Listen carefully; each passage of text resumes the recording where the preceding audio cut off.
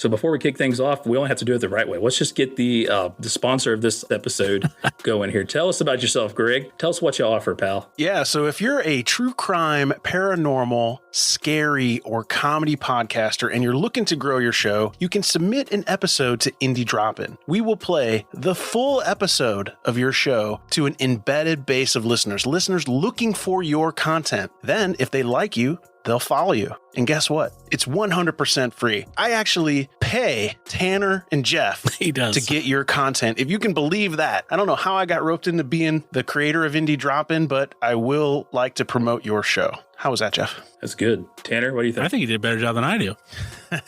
Definitely does a better job than I do. I can hardly even talk. Yeah. Well, no, I think you do a great job. I've heard your ads so many times that now I just replay them in my head. But for anyone interested in submitting a show, just go to indiedropin.com/creators.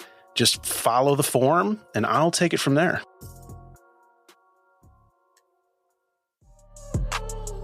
Have you been searching for a podcast?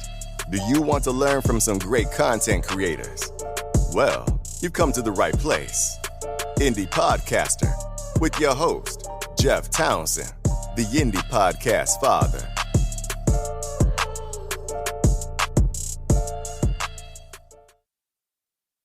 Hi, and welcome to Indie Podcaster.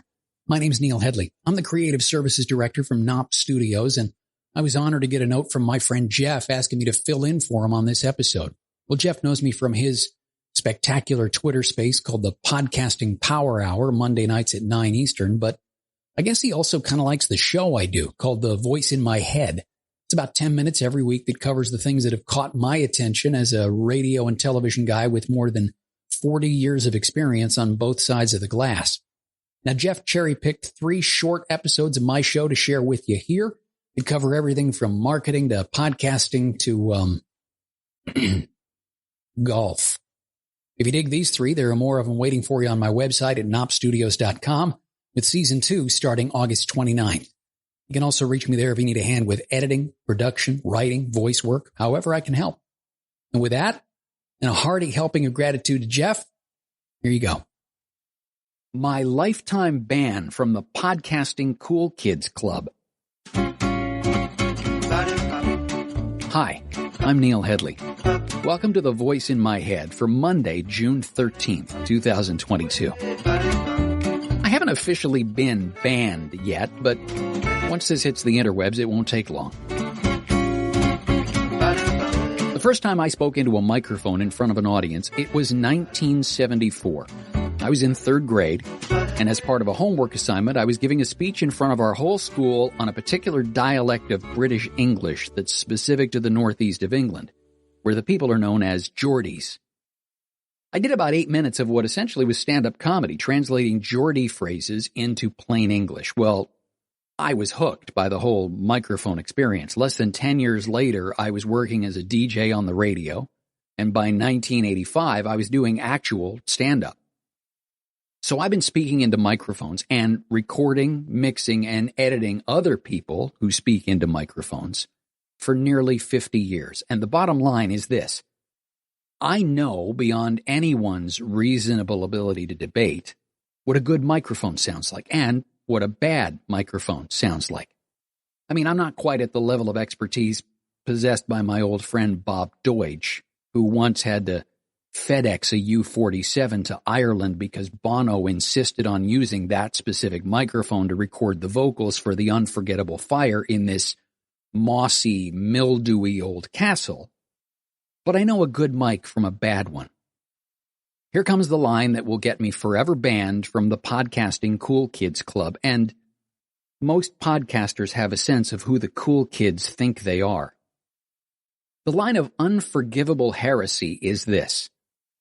The podcast you're listening to right now was recorded on a $20 microphone. Nope, didn't get it at a garage sale or inherit it from a long-deceased relative. Bought it brand new for $20. Even more horrific to the podcasting Illuminati, I bought it off Amazon. And the death blow to my future as a Podcasting Cool Kids Club member? It's a lapel mic. What I'm beginning to understand, much to my disappointment, is that there are some, just a few in the podcast space, that have set forth kind of a nebulous list of minimum requirements for podcast production, kind of the same way your computer has minimum requirements to run a particular piece of software. The implication is that anything less than these minimums will result in an unworthy show that's unlistenable. What that's resulted in is the deliberate construction of false barriers to entry. You have to spend a certain amount on your microphone, they'll say. And you need to spend money on software to produce your podcast, or have a certain amount of technological prowess to allow you to navigate the feature sets of the freebies. And heaven forbid you should use one of those free podcast hosting services. How gauche. Next, you'll be telling the elitists that you don't plan on spending hundreds of dollars on acoustic foam for your dedicated recording space. Oh, the horrors. As a person who's been in broadcasting at a very high level since the early 1980s on both radio and television, here's what I will tell you with indisputable certainty. If you've booked an interview with Ryan Reynolds or Mick Jagger or even the ridiculously overexposed Elon Musk, and I mean overexposed in about 3 different senses of the word, and they're doing the interview through a drive-through speaker, there will still be tons of people who will listen. And I'll additionally promise you this, that at least 90% of the people who will be critical of the audio quality of your Mick Jagger interview will be people in the podcast industry. Rolling Stones fans want to hear what Mick Jagger has to say, and the only thing they care about is that Mick sounds good enough that they can easily understand what he's saying. No, you know what? Wait. In fact, they don't even care about that because they're not thinking about it. They're not thinking about it at all, unless his audio is so garbled and distorted that you can't understand him. That's the only time audio quality even occurs to them. They don't care if his audio is at 384K or 32K, as long as they can hear it. They won't write a scathing review about how you obviously didn't use the low-end roll-off switch on your RE20. It's like most anything else. You don't notice something until it is obviously wrong. You don't notice the day-to-day function of your left knee, for example, until your left knee hurts. You don't think about the marvels of your charger cable until the cable stops working properly. You only think about the functionality of your can opener when it's not opening cans anymore. Now, if that concept is anathema to you, that listeners don't tend to think at all about audio quality unless it sucks, that's okay. It happens to everybody at one point or another, to tons of people I know who are legends in their respective media, whether that's podcasting, TV, movies, radio, whatever. It happens multiple times, regularly even. In radio, we used to describe it as having to remember how to listen like a listener. You spend long enough as a broadcaster, you forget how to listen and evaluate things the way that the average listener would. It's why, as I've said before, you will get tired of your intro theme or, the jingle in your commercials in about 1/10 of the time it'll take before the audience gets tired of it. Why? Because they don't hear it the same way you do. You're coming at it from different places. It reminds me of the first time I saw the movie The Return of the Jedi. I saw it in a theater with my friend Rob Petrovitz, who was seeing it without a word of hyperbole for something like the 44th time. Now, that's not to be critical of Rob in any way. He went on to become a massive deal in science fiction television. But for me that day, it meant that in the middle of one of the climactic battle scenes, Rob leans over and says, "Look, you can see the reflection of the camera crew and see 3PO's head." Shut up, Rob. I'm trying to watch a movie. But we were there for different reasons. I was there to watch the story unfold. Rob was there to nitpick the technical details because the technical details were his passion. A passion that turned into an award-winning career. To him, the story was secondary because the passion for him was in the behind-the-scenes part. of telling the story. The dirty little secret that the gurus won't admit to is this: your fans don't love your audio quality. They love your content. If you don't have fans, or you don't know how to convert listeners into fans, or don't know how to even do the kind of content that gets fans, there is no microphone in the world that can save you. Not even Bob Deutsch's U47, which I think he's still cleaning the moss out of. I've quoted this number before, and if my math is wrong, please feel free to correct me on the numbers, but something like 150 million people a week still listen to talk radio in the United States. And on talk radio, about half the airtime is taken up by people who are on the phone. No one cares about the audio quality of the people on the phone because the talk radio audience isn't there for audio quality. They're there for content. The self-appointed gatekeepers seem to want you to forget that in the majority of cases, your audio is being delivered after having been converted from actual audio to a low-resolution digital file, which is then being broadcast across a Bluetooth radio signal into earbuds with a limited frequency response, likely in a place where the listener is also dealing with a ton of ambient noise. So really, gatekeepers, just how good are you demanding that this recording should be? What I'm demonstrating to you right now, much to the chagrin of the Podcasting Cool Kids Club, is that you can do a show with audio quality that is perfectly acceptable with a $20 microphone. And I can back that assertion up with nearly 50 years of experience with microphones that cost everywhere from $18 to $1,800. Pretending that you need something better and erecting false barriers to entry is preventing us from hearing from potentially powerful voices in already marginalized communities. So before you run to your powerful keyboard and start a Twitter movement in support of my lifetime ban from the Podcasting Cool Kids Club, maybe stop for a second and examine whether your perspective is the result of your privilege. That gets us to the end of episode 19 of The Voice in My Head. Listen, if anything about what I just said would inspire you to pick up the tab if we went shopping for $20 microphones together, feel free to buy me a virtual coffee instead. Just go to buymeacoffee.com/Knopp. And Knopp is spelled K-N-O-P-P. You can also find a transcript of this episode and a bunch of other goodies at knoppstudios.com. Details going to be coming very soon on one of those you spoke, we listened kind of deals with regard to our Copywriting 101 course as well. But to talk to me about that or whatever else is on your mind, my email address is Neil, that's N-E-I-L, at knoppstudios.com. Until next time, thanks for listening to The Voice in My Head. I'm Neil Hedley. Most of you listening to this are aware that I have a different conversation that I share every single episode. Well, I've discovered an amazing tool that's helping me do that in the best quality, simplistic, great way possible. Boomcaster. I've recently made this big change and I was a little nervous at first, but I'm so glad that I did because it's been an amazing experience. If you don't know what Boomcaster is, you really got to look into this because if you are frequently recording conversations on some platform like Zoom, it's just not designed for that. And I'll explain. Boomcaster is actually designed for content creators, podcasters. You can schedule, stream, and record all from one platform. They are just dedicated to indie podcasters and independent content creators.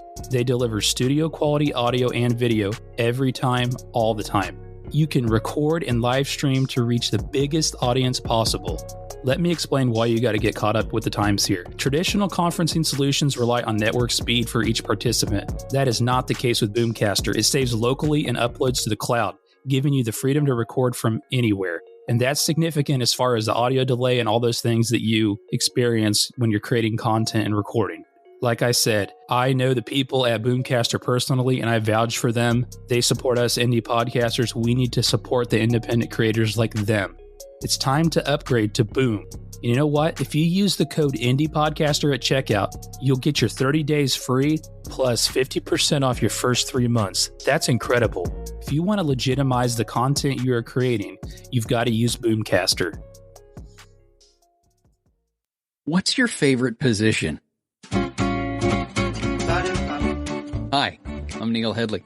Welcome to The Voice in My Head for Monday, May 23rd, 2022. A serendipitous conversation with an old radio friend halfway through writing the article that would become this week's episode really drove home for me that this is a conversation we should be having more often. And sorry if the spin on the word position in the title seems kind of clickbaity, but it definitely works in this context for a number of reasons. It relates to one of my favorite books on marketing and advertising, written in 1980 by legends Al Ries and Jack Trout, called Positioning, The Battle for Your Mind. They'd followed up in 1987 with a gem called Marketing Warfare. 2 books I'd recommend to literally anyone who has ever had to sell anything to anybody. While we're on the subject, let's get something out of the way nice and early. Everyone on the planet can benefit from having a better understanding of the concept of positioning as it relates to marketing. If you run a car dealership or a hardware store, your product or service is obvious, and whether you succeed or fail will depend largely on your skill at positioning. But I'd argue the same is true for the less obvious among us. Whether you have a podcast or a profile on Plenty of Fish, there are tons of people whose product is themselves, and positioning is just as important for them. In the case of my radio friend, we were bemoaning a radio market we're both familiar with, where there's no clear leader among the morning shows. Sure, there's a station that's number 1 in the ratings, but I mean a leader in the positioning battle. There's no must-listen morning show in this particular market, or one that you'll find people talking about on the subway. And I think that that's true in a ton of radio markets as more and more people rise through the ranks in management who don't have an appreciation for the top 40 wars of the 70s and the 80s, where having your show and your station be the subject of water cooler talk was absolutely critical to a show's success and a station's survival. I mean, think about it. When's the last time you saw a morning radio show trending on social media? The only time it seems to happen is when someone on the show has said or done something offensive. Indeed, radio seems to have ceded that ground to podcasting. There are 100 times more stories out there about something that was said on a podcast than there are about anything that's happening on a radio show. Now, in the radio market that my friend and I were discussing, there is no king of the hill, which means that it's a hill that is ready to be taken. What's your position in your industry? In positioning, Trout and Reese talk about the place you hold in your audience's subconscious. For brands, it's easy to talk about positioning because the market leaders have done a really effective job of it. A Corvette, for example, holds a very different position in the consumer's mind than a minivan. Soy milk is positioned differently than whole milk. Starbucks versus Dunkin' Donuts. Mac versus Windows versus Linux. You get the idea. So what is your position? You should have one. Whether you're in podcasting or auto repair, dentistry or radio, power washing or banking, a position is, in many ways, similar to a niche, except that a niche can be way more broad and can occupy several competitors. Your niche could be rental cars. Your position could be the rental car company that will come pick up the customer at their home rather than force them to come into a retail location. You might be one of a dozen coffee places in my neighborhood, so coffee place is your niche, but maybe your position is as the place with the barista in the morning who's even perkier than the Sumatra. One of the interesting and sometimes frustrating things about positioning is you're not 100% in control of what that position is. And that's perhaps the greatest difference between your niche and your position. You establish your niche. Your position might be assigned to you. You have complete control of the former, and you can only guide the latter. Successfully, though, if you're applying the right marketing techniques. I think of examples like rental car agencies, especially in the 70s and 80s. Out of the gate, let's establish that rental car agency is the niche.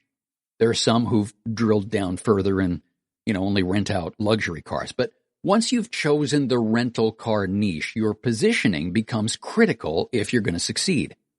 Back in the day, Hertz was the undisputed number one by a landslide. I mean, nobody was ever going to touch Hertz. Then Avis came along with a positioning statement that said, we're number two, so we try harder. Different than just a slogan, we try harder was brilliant positioning because Hertz had accidentally stumbled into the position of sometimes resting on their laurels, phoning it in, if you will, being number one and knowing it to the point of being cocky about it. By more modern turns of phrase, we might have called Hertz big rental. So Avis took the position in the crowded rental marketplace as the ones who, pardon the pun, went the extra mile. Years later, Enterprise would tell us in their positioning statement, we'll pick you up and never let you down. Clever slogan, sure, but an effective positioning statement as well, because now when I think of rental car agencies, they own positions in my mind. Hertz is the biggest. Avis tries harder. Enterprise will pick me up and bring my rental car to me. It's the same in the cell phone world. At a time when providers in a crowded niche were fighting it out on price, but customers were complaining about spotty cell phone coverage, Verizon introduced us to that guy who seemed to be walking all over the country, stopping every few feet to ask, can you hear me now? So whether it was accurate or not, Verizon positioned themselves as the network with the best coverage. They did it so successfully that other providers had to devote time in their commercials toward trying to counter Verizon's claims. Now, thanks to some hilarious commercials by actor Ryan Reynolds, who also owns the company, Mint Mobile has firmly established a position as a solid, low-cost option and as a company that doesn't take itself too seriously. It's the perfect alternative for people who've tired of being screwed over by Big Mobile and their super rigid corporate policies. I have a dozen options if I want to buy a hammer. Home Depot will have 37 different hammers for me to choose from. Maybe Ace is closer. And because it isn't a massive warehouse, chances are I'll be served by Josie, the manager, who's always super friendly and ready to help. Then again, Crazy Larry's House of Discount Tools probably has a decent hammer for 99 cents. Harbor Freight's probably going to have the same 37 tools, that Home Depot does, and maybe even a few more. And the Harbor Freight guy probably knows exponentially more than any of my other options do. They're all in the tool business, but they all occupy very different positions in my psyche. Your position doesn't necessarily require that you do something different within your niche. Instead, it's more about how people think of you, whether that entails different execution or not. I mean, even this podcast has a position, and it's one that I sought out deliberately. My radio friend and I were talking about the episode called Normalizing Mediocrity, where, among other things, I told podcasters that if their ad rates are lower for commercials that come up in the middle and the end of their show because a big chunk of their audience is gone by the middle of the show, that's not because podcasting is a quirky medium where listeners do unpredictable things. No, it's because the show's not interesting enough to listen to all the way through. My friend said that line cemented my position as the guy who tells you the truth you need to hear, whether you like hearing it or not. But everyone has a position. Maybe you're not a person who guides the marketing for a Fortune 500 company. Maybe you work in customer service at an insurance company. Okay, so what's your position among your coworkers? What do they think when they think of you? The danger that I described earlier as mere frustration is that if you're not conscious of your position and you're not trying to guide it, a position will be assigned to you that you might not be thrilled about. Quick example of this, and then I'll let you get on with your day. Listerine, far and away, was the number one brand of mouthwash in the world. And then Scope comes along with the two words that would forever change the playing field: medicine breath. Scope was minty fresh. Listerine was a great product, sure, but it made your breath smell medicine-y. Even the name, Listerine, it sounds like medicine, doesn't it? So what is your position within your niche? What do people think of you when they think of you? If you haven't given it conscious thought and you haven't tried on some level to steer that positioning, how do you know that you're not your industry's version of medicine breath? That gets us to the end of episode 17 of The Voice in My Head. Listen, if anything about what I just said would inspire you to pick up the tab if you and I were to sit down for a meeting, feel free. Buy me a virtual coffee instead. Just go to buymeacoffee.com/Knopp. And Knopp is spelled K-N-O-P-P. I know my friend Dave Jackson likes to stick an F on the end of that. Maybe that's just Dave thinks of me and F pops into his head. You can also find a transcript of this episode and a bunch of other goodies at knoppstudios.com. And hey, if you want, we also get into the finer points of positioning and a bunch of other marketing tools as part of our copywriting course as well that you can find on our website. But to talk to me about that or whatever else is on your mind, my email address is Neil, that's Neil, at knoppstudios.com. Till next time, thanks for listening to The Voice in My Head. I'm Neil Hedley.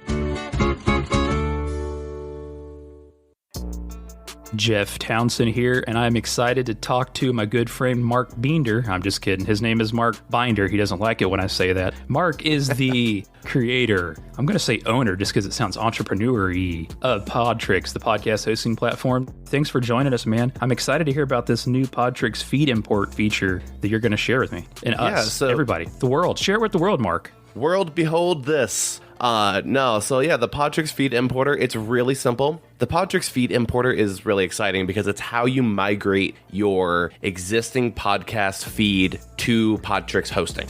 All you got to do is the URL that you would submit to Spotify or Apple or Overcast or whatever, you paste that into the little pop-up that shows up in your show and you say import. The system then goes and will start importing all of your episodes, whether it be 10 episodes or 10,000 episodes. It will pull in every single episode, all of the audio, your descriptions, your categories. Everything is moved into Podtrix seamlessly and is ready for publishing. This feature is already live right now and is available to anybody who wants to use it. So what we're really here, this is like the big coming out party for all you current podcasters to come on over and check out Podtrix, right? Oh yeah, absolutely. Everybody's welcome. You do offer something to the listeners of this podcast. If you use the code IndiePod during checkout, you'll get 25% off your first 3 months of Podtrix. That's a good deal. I'm here to support you guys to be creative. You can contact me by sending an email to hello@podtrix.com. I'll be happy to answer any questions that you have. Well, I encourage everybody to go on to podtrix.com right now and check it out and use the promo code IndiePod to get a little bit of a discount. What podcasters can learn from their golf game. Hi, I'm Neil Hedley. Welcome to The Voice in My Head for Monday, May 30th, 2022. I have a friend who's a long-haul pilot for a major airline. Because his job takes him all over the globe, often with a half a day or more of downtime, he told me he was thinking about taking up golf as a hobby and asked if I would go with him to help him shop for clubs.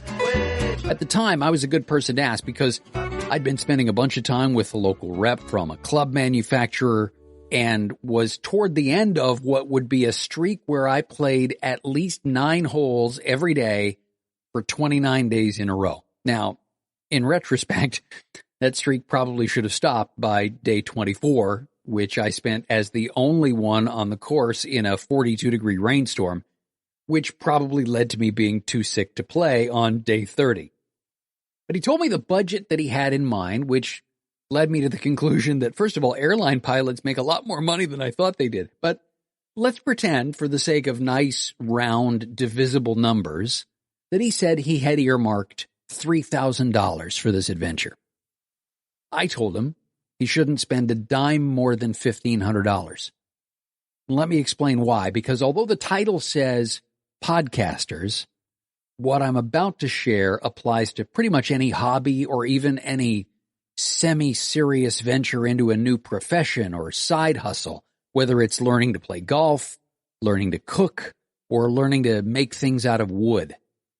In the case of my pilot friend, we were absolutely going to spend all of his $3,000 budget, just not the way he was expecting to. My advice was to spend $1,500 on clubs and the other $1,500 on learning how to use them. Same if you've got $1,000 to spend on your journey toward becoming a chef. Spend $500 on pans and knives, and the other $500 on lessons. Budding carpenters, same thing. Spend half on the tools, the other half on the instruction. It's true for a ton of reasons. First of all, spending $1,500 on a set of golf clubs, much like spending $500 on cooking gear or a couple hundred on a microphone, will give you the tools that are good enough to figure out whether this new obsession is something you should even be spending your time on at all. If you get so good at golf that you can legitimately start to wonder whether your $1,500 clubs are holding you back, well, that's when you go all in and buy more expensive stuff. And how do you get good enough to need more expensive gear? Lessons. Build the skills you need to get good. There is not a golfer on the planet, and I will die on this incredibly insignificant hill. Not a golfer on the planet who will not improve as a result of having watched their swing on video with a teacher who can point out exactly what is causing their slice or whatever else is ailing them. And none of the YouTube videos, the DVD sets, or the rounds with your buddies playing for beers will ever help you as much as a skilled professional who's working with you, watching your swing, and figuring out the specific thing that you need to tweak. Don't get me wrong. I would love to make a YouTube video that would teach you how to putt.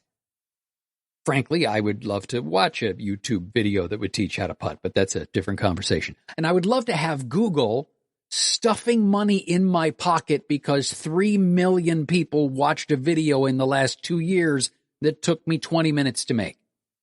But what are the chances that every single one of those 3 million people are lousy at putting for exactly the same reason? That all of them grip the club exactly the same way? That they're all identical heights, weights, and builds, that they all use the same putter, that none of them are left-handed. Look, a YouTube video can show you how to hold a chef's knife. It can't look at how you hold the knife and tweak where you've placed your pinky, or account for your remarkably tiny fingers, or help you figure out whether the 255-gram Wusthof is too heavy and you need to downshift to something about 190 grams. I think we can safely move on from that point because there are other similarities too. One of the things that has been in the rule books on the PGA Tour for as long as anybody can remember is that if you're going to compete in a professional golf tournament, you and your caddy have to walk the course. It's part of the game. Riding in a cart? Well, then you're not really a professional golfer. Part of what separates the pros from the beer cart aficionados is that the pros don't take shortcuts. Nobody on the pro tour pulls out a rangefinder so that they know the precise distance to the hole. If they really need to know, they walk the distance so that they know how far it is. If they want to get a sense of the wind, they don't pull out a portable anemometer. They grab a few blades of grass, toss them up in the air, and they see what the wind does with them. Are there technological shortcuts they could be employing? Sure. But then you're not golfing. At least not at a professional level. Now, like I said at the outset, that metaphor is practically universal. It's inconvenient, but it's universal. If you want the sous chef's job at a Michelin 3-star restaurant, well, your signature recipe had better not include a microwave or a bag of frozen diced onions that you got at Walmart. You build fine furniture out of particle board? I hate to be the one to tell you, but no, you don't. Opinion here that I'm probably going to take some heat for. Shortcuts are rarely used by people who possess the underlying skill. Now, I'll let podcasters fill in their own blanks there, but if you've mastered the art of the hand-tossed pizza crust, well, something ready-made is an insult to your skill set. If you can really sing, you don't need auto-tune. You'll never find one of those Billy bookcases in a carpenter's house, like not even in a kid's room. A business that takes the art of marketing seriously will never have content or a commercial that was written by an artificial intelligence bot. And an airline pilot who hopes to still have a job tomorrow would never dream of using autopilot to land. That gets us to the end of episode 18 of The Voice in My Head. Listen, if there's anything I just said that would inspire you to pick up the tab at the 19th hole, if we were to sit down there for a meeting, feel free to buy me a virtual coffee instead. Just go to buymeacoffee.com/Knopp. And Knopp is spelled K-N-O-P-P. You can also find a transcript of this episode and a bunch of other goodies at knoppstudios.com. And if you want, we can get into the finer points of writing or whatever other things, maybe part of our copywriting course. But to talk to me about that or whatever else is on your mind, my email address, neil@knoppstudios.com. Until next time, thanks for listening to The Voice in My Head. I'm Neil Hedley. Thanks for listening, and thanks for telling a friend. But more importantly, thank you for supporting independent content creators. If you're enjoying the podcast or like the work we're doing in the indie podcaster community, I ask you to tell just one fellow content creator that hasn't heard of this podcast or the work we're doing and share it with them. But more importantly, I hope you continue with me on this journey as the indie podcaster. Keep being you. Keep being great.